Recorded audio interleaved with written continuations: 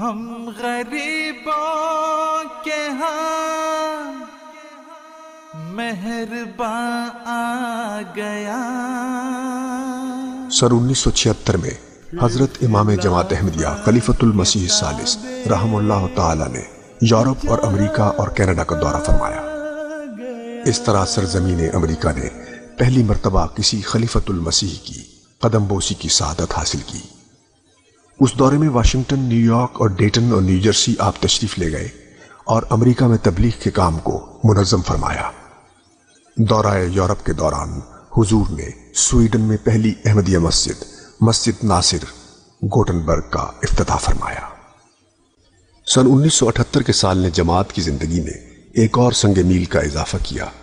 اس سال لندن کے Wembley centre میں ایک کانفرنس منعقد ہوئی جس کا عنوان تھا deliverance of Jesus from the cross. یہ کانفرنس جماعت میں کسر صلیب کانفرنس کے نام سے معروف ہے۔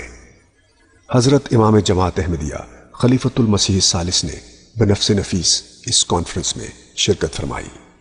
آپ کے علاوہ محترم ڈاکٹر عبدالسلام، محترم چودھری سر محمد ظفر اللہ خان صاحب رضی اللہ اور صاحبزادہ مرزا مظفر احمد صاحب بھی شامل ہوئے۔ متعدد عیسائی محققین نے اس کانفرنس میں مسیح کی صلیبی موت سے نجات پر مقالے پیش کیے اور احمدیت کی صداقت پر مہر تصدیق ثبت کی۔